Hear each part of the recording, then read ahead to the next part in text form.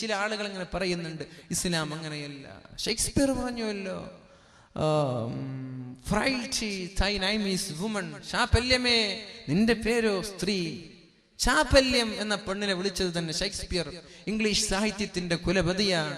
ഇതൊക്കെ കണ്ടിട്ടും ഇസ്ലാമിന്റെ എതിരെ തലക്ക് കയറാ. ഇസ്ലാമാണ് ഇവർക്ക് സ്വാതന്ത്ര്യം നൽകിയത്. ജനിക്കാൻ പോലും സ്വാതന്ത്ര്യമില്ലാതെ ജനിച്ച മക്കളെ കുഴിച്ചു മൂടിയിരുന്ന ഒരു കാലത്തേക്ക് നബി തങ്ങൾ പറഞ്ഞു, ഇദാ ബുശ്ശിറ അഹദുഹും ബിൽ ഉൻസാ ളല്ല വജ്ഹുഹു മുസ്വദ്ദൻ വഹുവ കളീം യതവാറാ മിനൽ ഖൗമി മിൻ സൂഇ മാ ബുശ്ശിറ ബി.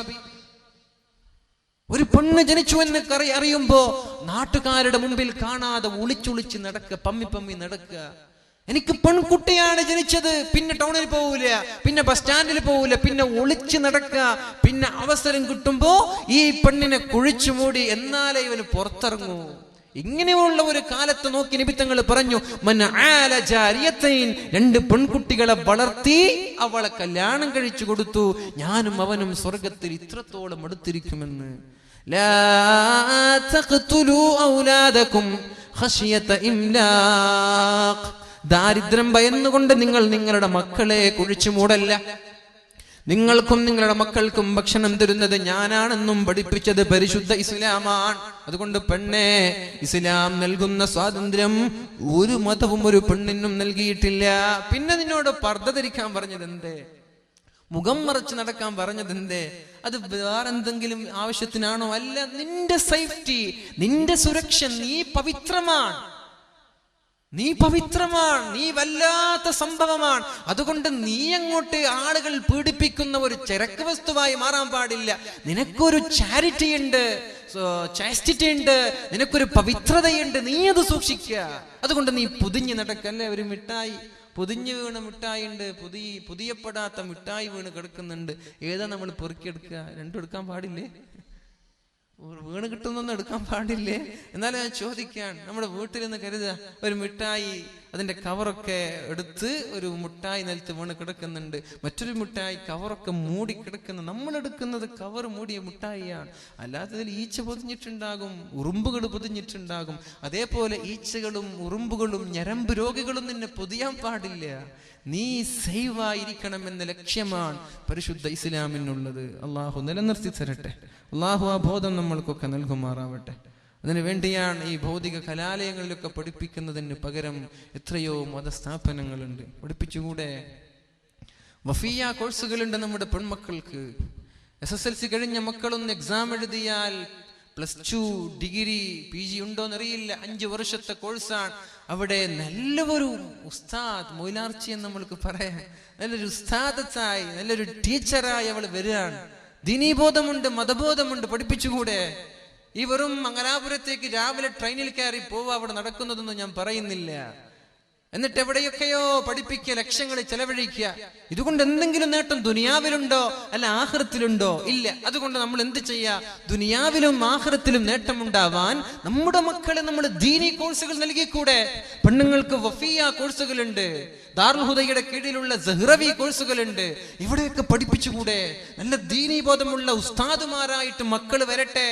മസ്അല പറയുന്ന പെണ്ണുങ്ങൾക്ക് ക്ലാസ് എടുക്കാൻ പറ്റുന്ന മക്കളായി നമ്മുടെ മക്കൾ മാറട്ടെ.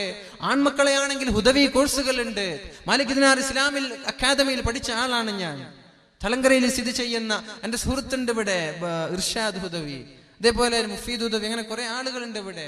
മാലിക് ദിനാർ ഇസ്ലാമിക് അക്കാദമിയിൽ 10 വർഷം പഠിച്ചു. പിന്നെ 2 വർഷം PG പഠനത്തിന് വേണ്ടി മലപ്പുറത്ത് ചെമ്മാടിലുള്ള ദാറുൽ ഹുദ ഇസ്ലാമിക് യൂണിവേഴ്സിറ്റിയിൽ പഠിച്ച ആളുകളാണ്.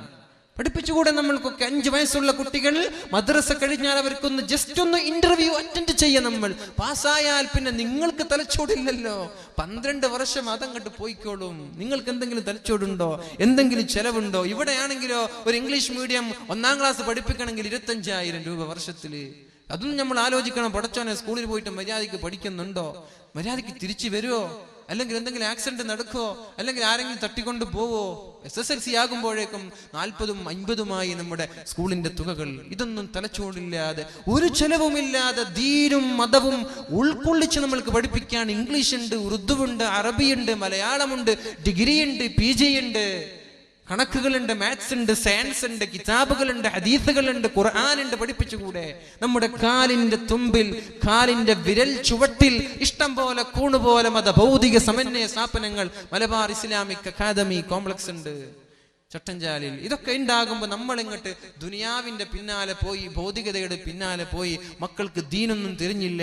പിന്നെ പൊട്ട് ധരിച്ചാൽ എന്താ, തലയിൽ തട്ടം ധരിച്ചാൽ എന്താ, ഇല്ല അതൊന്നും കുഴപ്പമില്ല, എനിക്ക് എൻ്റെ കാമുകം മതി എന്ന് ഒളിച്ചോടി ഇല്ലെങ്കിൽ അത്ഭുതമുള്ളൂ. അതുകൊണ്ട് ഇൻഷാ അല്ലാഹ് ഇങ്ങനെയുള്ള ദീനി ബോധമുള്ള മക്കളാക്കി നമ്മുടെ മക്കളെ മാറ്റുക. മൂന്നാമതായി റസൂലുള്ളാഹി സ്വല്ലല്ലാഹു അലൈഹി വസല്ലം കാണുന്നത്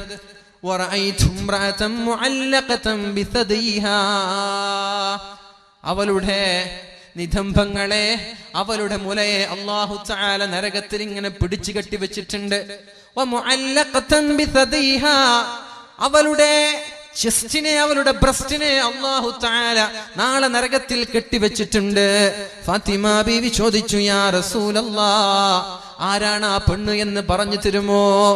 നിതംബങ്ങളെ നരകത്തിൽ ഇങ്ങനെ കെട്ടിവെച്ച് അല്ലാഹു ശിക്ഷിക്കുന്ന പെണ്ണാരാണെന്ന് പറഞ്ഞു തരുമോ നബിയെ എന്ന് ചോദിക്കുമ്പോൾ അല്ലാഹുവിന്റെ റസൂൽ സല്ലല്ലാഹു അലൈഹി വസല്ലം പറഞ്ഞു കൊടുത്തു, അൽ മുഅല്ലഖതു ബിസദീഹാ. മാറിടങ്ങളെ പിടിച്ചു കെട്ടിയ പെണ്ണാരാണെന്നറിയോ? സ്തനങ്ങളെ പിടിച്ചു കെട്ടിയ പെണ്ണാണ് ആരാണെന്നറിയോ? കാനത് തംതനിഉ അൻ ഫിറാശി സൗജിഹാ. എന്തെങ്കിലും ചൊടിയോ ദേഷ്യമോ ദുഃഖമോ ഉണ്ടാകുമ്പോ ഭർത്താവിന്റെ ആവശ്യങ്ങൾ വീട്ടിക്കൊടുക്കാതെ ഭർത്താവിന്റെ വിരിപ്പിനെ തൊട്ട് തടയുന്ന പെണ്ണാണത്. ഭർത്താവിന്റെ ആവശ്യങ്ങളോ വാക്കുകളോ വിലകൽപ്പിക്കാതെ ഭർത്താവിനോട് പിണങ്ങി കിടന്നുറങ്ങുന്ന പെണ്ണെ, അല്ലാഹു നാളെ നിനക്കും സ്വർഗം നൽകാൻ പോകുന്നില്ല. കഴിഞ്ഞു പോയതൊക്കെ നീ മറന്നേക്ക്. അല്ലാഹുവിനോട് തൗബ ചെയ്ത് ഭർത്താവിനോട് മാപ്പ് ചോദിച്ച് മടങ്ങ്. ഇൻഷാ അല്ലാഹ് ഇനിയുള്ള കാലം ഞാൻ അങ്ങനെ ഒരു തെറ്റ് ചെയ്യില്ല, എന്റെ ഭാഗത്ത് നിന്ന് അങ്ങനെ ഒന്നും ഉണ്ടാവില്ല എന്ന് നമ്മൾക്ക് പ്രതിജ്ഞ എടുത്തുകൂടെ? ഭർത്താവിനോട് പിണങ്ങി കിടന്നുറങ്ങുന്ന പെണ്ണ്, ഭർത്താവിനോട് പിണങ്ങി സ്വന്തം വീട്ടിൽ നിന്ന് ഭർത്താവിന്റെ വീട്ടിലേക്ക് വരാതെ ആഴ്ചകളോളം മാസങ്ങളോളം സമ്മതമില്ലാതെ അവിടെ തന്നെ താമസിക്കുന്ന പെണ്ണ്, അല്ലെങ്കിൽ രണ്ടുപേരും ഒരു ബെഡിൽ തന്നെയാണ് കിടക്കുന്നത്, ഒന്നങ്ങോട്ട് നോക്കുന്നുണ്ട്, മറ്റൊന്നങ്ങോട്ട് നോക്കി പിണങ്ങി കിടന്നുറങ്ങുകയാണ്. ഭർത്താവിന്റെ സമ്മതമില്ലാതെ ഭർത്താവിനെ വെറുപ്പിച്ചുകൊണ്ട് ദേഷ്യപ്പെട്ടുകൊണ്ട് ഭർത്താവിന്റെ ശാരീരിക ആവശ്യങ്ങൾക്ക് നീ വഴങ്ങാതെ കിടന്നുറങ്ങിയാൽ അല്ലാഹു നാളെ നിന്റെ നിതംബങ്ങളെ, നിന്റെ സ്തനങ്ങളെ, നിന്റെ മാറിടങ്ങളെ നാളെ നരകലോകത്ത് ബന്ധിച്ചുകൊണ്ട് നിന്നെ ശിക്ഷിക്കുമെന്ന് റസൂലുള്ളാഹ്. നമ്മൾ പെടരുത്. ഇങ്ങനെയുള്ള തെറ്റുകളിലോ കുറ്റങ്ങളിലോ നമ്മൾ അകപ്പെടാൻ പാടില്ല. അല്ലാഹു നമ്മൾക്ക് ബോധം നൽകട്ടെ. കഴിഞ്ഞു പോയ പാപങ്ങൾ അല്ലാഹു പുറത്തു തരുമാറാവട്ടെ. നാലാമതൊരു പെണ്ണ്, അല്ലാഹുവിന്റെ ഹബീബ് കരയാൻ, എങ്ങനെ കരയാതിരിക്കും? ഈ സംഭവങ്ങളൊക്കെ കണ്ണുകൊണ്ട് കാണാൻ ഏതോ ഒരു പെണ്ണങ്ങോട്ട് വിളിച്ചോടുമ്പോ നമ്മുടെ മനസ്സിൽ വിഷമം വരുന്നുണ്ട്, അല്ലേ? നമ്മുടെ മക്കളല്ല, നമ്മുടെ കുടുംബമല്ല, ഒരു മുസ്ലിമായി പോയതിന്റെ പേരിൽ ഞങ്ങൾക്ക് പോലും ദുഃഖം സഹിക്കാൻ പറ്റുന്നില്ല. അങ്ങനെ ഒരു വാർത്ത ഞങ്ങൾക്ക് വായിക്കാനുള്ള ത്രാണിയില്ലാത്ത എത്രയോ ചെറുപ്പക്കാർ നമ്മുടെ കൂട്ടത്തിലുണ്ട്. അങ്ങനെ ഒരു വാർത്ത എനിക്ക് അക്കല്ല, എനിക്കത് വായിക്കാനുള്ള ചെങ്കൂറ്റമില്ല, അതിനുള്ള ത്രാണിയിൽ എനിക്ക് വിഷമമാണ്. അത് കണ്ടാ പിന്നെ എനിക്ക് 2 ദിവസം ഉറക്കു വരൂല. എന്ത് വാർത്തയാണിത്? മറ്റൊരുത്തന്റെ കൂടെ ഒളിച്ചോടി എന്നൊരു വാർത്ത വായിക്കാൻ പോലും ധൈര്യമില്ലാത്ത ചെറുപ്പക്കാരുണ്ട്. മക്കളാണോ? അല്ല. ഭാര്യയാണോ? അല്ല. കുടുംബമാണോ? അല്ല. ഒരു മുസ്ലിമത്തായതിന്റെ പേരിൽ എങ്കിലാ ഉമ്മയ്ക്കും ഉപ്പയ്ക്കും കുടുംബങ്ങൾക്കുള്ള വിഷമം പറയണോ? അതുകൊണ്ട് ഇൻഷാ അല്ലാഹ് നമ്മുടെ ഭാഗത്ത് നിന്ന് തെറ്റ് വരരുത്. നമ്മുടെ ഭാഗത്ത് നിന്ന് പാളിച്ചകളോ വീഴ്ചകളോ വരാൻ പാടില്ല. നാലാമതായി റസൂലുള്ളാഹി സ്വല്ലല്ലാഹു അലൈഹി വസല്ലം പറയാൻ, വറഅയ്തു ഇംറഅതൻ തഅകുലു ലഹ്മ ജസദിഹാ വന്നാറു തൂഖദു മിൻ തഹ്തിഹാ. ഒരു പെണ്ണവിടെയുണ്ട് നരകത്തിൽ. അല്ലാഹുവിന്റെ ഹബീബ് ഇതൊക്കെ കാണുകയാണ്. അവൾ ഇങ്ങനെ നരകത്തിൽ കിടന്നുകൊണ്ട് പിടയുന്നത്, അവൾ അട്ടഹസിക്കുന്നത്, വെപ്രാളപ്പെടുന്നത്, ഒച്ചവെക്കുന്നത്, അവളുടെ ശരീരത്തിന്റെ വേദനകൾ അനുഭവിക്കുന്നത്, അള്ളാഹുവിന്റെ ഹബീബ് കണ്ടപ്പോൾ കരഞ്ഞു പോയി. നാലാമത്തെ പെണ്ണ് തഅകുലു ലഹ്മ ജസദിഹാ, സ്വന്തം ശരീരത്തിന്റെ ഇറച്ചിയെ അവൾ കഴിക്കുന്നുണ്ട്, കാർന്ന് തിന്നുന്നുണ്ട്. സ്വന്തം ശരീരം കടിച്ചു തിന്നാൻ പറ്റുമോ? നമ്മൾ കടിച്ചു തിന്നോ? വിശന്നാ നമ്മൾ ശരീരം കടിച്ചു തിന്നോ? സ്വന്തം ശരീരവും ഇറച്ചിയും മാംസവും പല്ലുകൊണ്ട് കടിച്ചു തിന്നുന്നു. അവളുടെ താഴെ നിന്ന് തീ ഇങ്ങനെ കത്തിക്കുന്നുണ്ട്. നല്ലൊരു അൽഫാമായി, നല്ലൊരു ഷവായിയായി, നല്ലൊരു ഗ്രിൽ ചിക്കനായി. അല്ലേ, ചിക്കൻ ആവില്ലല്ലോ മനുഷ്യനല്ലേ. തീയിലിട്ടിങ്ങനെ പൊരിക്കുക, ശരീരമൊക്കെ ഇങ്ങനെ വെന്തിട്ടുണ്ട്, അതിങ്ങനെ കഴിക്കന്നെ നമ്മൾ. ആരാണ് ആ പെണ്ണ്? അള്ളാഹുവിന്റെ ഹബീബേ, ആ പെണ്ണ് ചെയ്ത തെറ്റ എന്താണെന്ന് പറഞ്ഞു തരുമോ? മതി, എനിക്ക് കേൾക്കാനുള്ള ത്രാണിയില്ല. ഫാത്തിമ ബീവി റളിയല്ലാഹു അൻഹ പറയാണ്, നബിയേ, ആരാണ് ആ പെണ്ണെന്നൊന്ന് പറഞ്ഞു തരുമോ? അള്ളാഹുവിന്റെ ഹബീബായ റസൂലുള്ളാഹി സ്വല്ലല്ലാഹു അലൈഹി വസല്ലം പറയാൻ തുടങ്ങി, അല്ലതീ തഅകുലു ലഹ്മ ജസദിഹാ, സ്വന്തം ശരീരം കാർന്ന് തിന്നുന്ന പെണ്ണാരാണെന്നറിയോ? فإنها كانت تزين بدنها للناس, ആളുകൾ കാണാൻ വേണ്ടി ശരീരത്തിന്റെ ഭംഗി പ്രദർശിപ്പിക്കുന്ന പെണ്ണാണത്. നേരത്തെ പറഞ്ഞു, വീട്ടിലിരിക്കുമ്പോൾ ചിഞ്ഞു നാറുന്ന നെറ്റിയോ ചൂരിദാറോ അത് ഇസ്തിരിട്ടിട്ടില്ല, അത് അലക്കിയിട്ടില്ല, അതിൽ സുഗന്ധം പൂശിയിട്ടില്ല. വീട്ടിലിരിക്കുമ്പോൾ എന്തൊക്കെയോ മുഷിഞ്ഞ വസ്ത്രം ധരിച്ച് എന്നാൽ അങ്ങാടിക്ക് പോവാൻ, ഞാനും വരുന്നു. പിന്നെ അരമണിക്കൂർ കഴിഞ്ഞ് ഭർത്താവ് വെയിറ്റ് ചെയ്യുന്നേ. ഇവൾക്ക് കുളിക്കണം, ഡ്രസ് അയൺ ചെയ്യണം, ഫൗണ്ടേഷൻ വേണം, പൗഡർ വേണം, ഐലൈനർ വേണം, ലിപ്സ്റ്റിക് വേണം, ഇതൊക്കെ തേച്ച് പുറത്തിറങ്ങാൻ. വീട്ടിലോ ഞാൻ നേരത്തെ പറഞ്ഞതുപോലെ എന്തിനാണത്? എന്താണ് അതിന്റെ ആവശ്യം? ആരെ കാണിക്കാനാണ്? ഭർത്താവിന്റെ മുമ്പിലല്ലേ സൗന്ദര്യം പ്രകടിപ്പിക്കേണ്ടത്. നീ എങ്ങനെ ചെയ്യുന്നുവെങ്കിൽ ജോലി കഴിഞ്ഞോ, ഗൾഫിൽ നിന്നോ നാട്ടിൽ നിന്നോ ജോലി കഴിഞ്ഞ് വീട്ടിലേക്ക് ഭർത്താവ് വരുന്നു എന്നറിയുമ്പോ നിനക്ക് കുളിക്കാം, അയൺ ചെയ്ത വസ്ത്രം ധരിക്കാം, സുഗന്ധം പൂശാം, ഒരു കുഴപ്പമില്ല. നീ അങ്ങാടിക്ക് പോകുന്നു എന്ന് പറയുമ്പോ ഒരു പ്രത്യേകം ഒരു ചമഞ്ഞൊരുങ്ങൽ. എന്താണ് അതിന്റെ അർത്ഥം? കല്യാണത്തിന് പോകുന്നു എന്ന് പറയുമ്പോ പ്രത്യേകം ഒരു ചമഞ്ഞൊരുങ്ങൽ. മയ്യത്ത് കാണാൻ വേണ്ടി പോകുമ്പോൾ വരെ പൗഡർ ഇടാതെ പെണ്ണിന് പുറത്തിറങ്ങാൻ പറ്റുന്നില്ല. ഇത് നടക്കുന്നില്ലേ? ഇത് ആരെ കാണിക്കാനായി ഭംഗിയാവും? നമ്മുടെ ബ്രേക്ക്ഫാസ്റ്റ് എന്ന് പറഞ്ഞാൽ ബ്രെയിനിലേക്ക് പോകുന്ന ഫുഡാണത്, ഭക്ഷണമാണ്. രാജാവിനെ പോലെ കഴിക്കേണ്ട ഭക്ഷണമാണ് ബ്രേക്ക്ഫാസ്റ്റ്. അതൊഴിവാക്കാൻ പാടില്ല, മന്ദബുദ്ധിയാകും. പിന്നെ നീ SSLCക്ക് പുസ്തകം പിടിച്ച് റൂം നിറയെ വീട് നിറയെ നടന്ന് പഠിച്ചിട്ട് കാര്യമില്ല. എന്തേ? നീ നിന്റെ സൗന്ദര്യം വർദ്ധിപ്പിക്കാനുള്ള തിരക്കിൽ നാസ്ത കഴിക്കാൻ നിനക്ക് മറന്നുപോയി. അപ്പോഴേക്കും നിന്റെ ബ്രെയിനിന് തകരാറ് സംഭവിച്ചു. പിന്നെ നീ പുസ്തകം പഠിച്ചിട്ട് കാര്യമില്ല, പഠിയൂല. തസഹറൂ ഫഇന്ന ഫീഹി ബറക, പരിശുദ്ധമായ റമളാൻ മാസത്തിലും സുന്നത്ത് നോമ്പുകൾ എടുക്കുമ്പോഴും നിങ്ങൾ അത്താഴം കഴിക്കണേ, അതിൽ ബറക്കത്തുണ്ട്.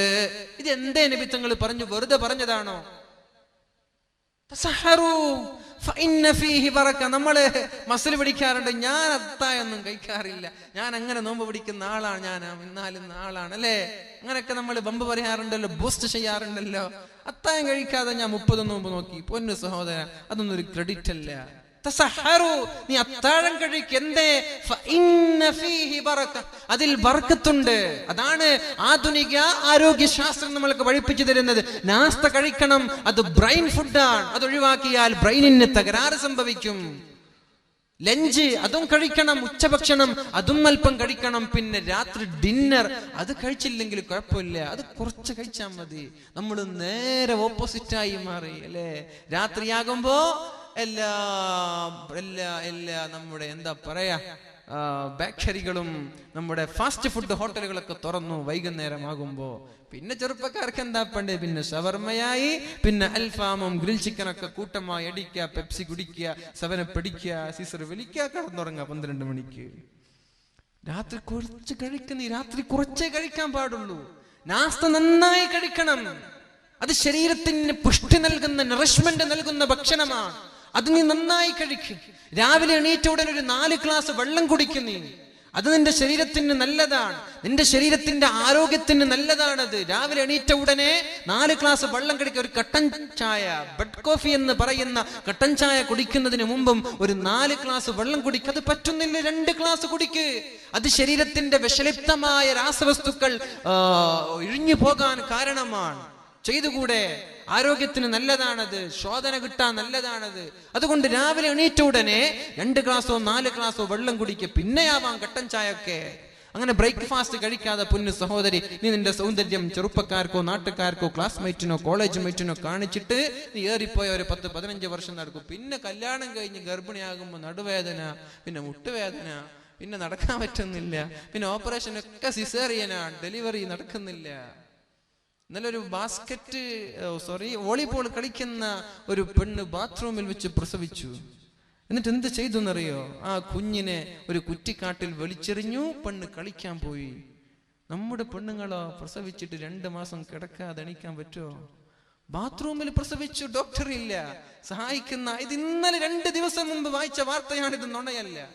ബാത്റൂമിൽ പ്രസവിച്ചു, എന്നിട്ട് കുറ്റിക്കാട്ടിൽ വലിച്ചെറിഞ്ഞു. അതുവഴി നടക്കുന്ന ആളുകൾ കുട്ടിയുടെ കരച്ചിൽ കേട്ട് നോക്കുമ്പോൾ ഒരു കുട്ടിയാണ് അവിടെ. പിന്നെ കുട്ടി രക്തം നോക്കി അത് ചീസ് ചെയ്ത് വന്നു. അങ്ങനെ എത്തുമ്പോ ബാത്റൂമിലാണ് പ്രസവിച്ചത് എന്ന് മനസ്സിലായി. ഉമ്മയെയും പിടിച്ചു, ഉമ്മയെ കൊണ്ടുപോയി. ഉമ്മ വോളിബോൾ കളിക്കുകയാണ്. വിദേശത്തൊക്കെ അറബി പെണ്ണുങ്ങൾ ഇന്ന് പ്രസവിച്ച നാളെ കാർ ഡ്രൈവ് ചെയ്ത് വരുന്ന നമ്മുടെ പെണ്ണുങ്ങൾക്ക് ആരോഗ്യമില്ല. പ്രത്യേകിച്ച് നമ്മുടെ ഭക്ഷണത്തിന്റെ ശൈലി തന്നെ വളരെ ഡേഞ്ചറസ് ആണ്, അപകടമാണ്. എരിവും പുളിവും ഷുഗറും ഇതൊക്കെ വരാണ്. തുർക്കിക്കാരൊക്കെ ഭക്ഷണം കഴിക്കുന്നത് കണ്ട നമ്മൾ നെട്ടിപ്പോകും. ബ്രെഡ്, ജാം ഇതൊക്കെ കഴിച്ചാണ് ടർക്കിഷ് ആളുകൾ. അവർക്കൊന്നും രോഗം വരാറില്ലെന്ന്. അവിടെയൊക്കെ ഹോസ്പിറ്റൽ കുറവാണ്. ഹെൽത്തി ബോഡിയാണ്, നല്ല ആരോഗ്യമുള്ള ശരീരമാണ്. നമ്മൾ ഈ എരിവും പുളിവും എത്ര ഭക്ഷണത്തിന് ടേസ്റ്റ് കൂടുന്നുണ്ടോ അത്രയും രോഗം വരാൻ കാരണമാണെന്നാണ്. അതുകൊണ്ട് ഞാൻ പറയുന്നത്, എന്റെ ശബ്ദം ശ്രവിക്കുന്ന മധുര 17കാരികൾ, കോളേജ് കുമാരികൾ, ഇവരോട് ഞാൻ പറയാൻ, നിങ്ങൾ സ്കൂളിൽ പോയിക്കോ, മുഖം മറച്ചു പോ. പർദ്ദ ധരിച്ച് മുഖം മറച്ചു പോയാൽ പിന്നെ പൗഡറിന്റെ ആവശ്യമുണ്ടോ? ഐലൈനറുടെ ആവശ്യമുണ്ടോ? നാസ്ത ഒഴിവാക്കേണ്ട ആവശ്യമുണ്ടോ? നാസ്ത ഏതായാലും കഴിക്കൂല, എന്നാൽ ലഞ്ച് കൊണ്ടുപോകും, അതുമില്ല. രാവിലെ ഇന്നലെ രാത്രി കഴിച്ചതാണ്, പിന്നെ വൈകുന്നേരമോ രാത്രിയോ വീട്ടിൽ നിന്ന് കഴിക്കുക. മന്ദബുദ്ധിയുണ്ടാകും, ബുദ്ധിയുടെ ശക്തി കുറയും പെണ്ണെ. അതൊന്നും ചെയ്യല്ല. നന്നായി ബ്രേക്ക്ഫാസ്റ്റ് കഴിക്കണം, നന്നായി ലഞ്ച് കഴിക്കണം. നിന്റെ രാത്രി ഭക്ഷണം അല്പം കുറച്ചാലും കുഴപ്പമില്ല.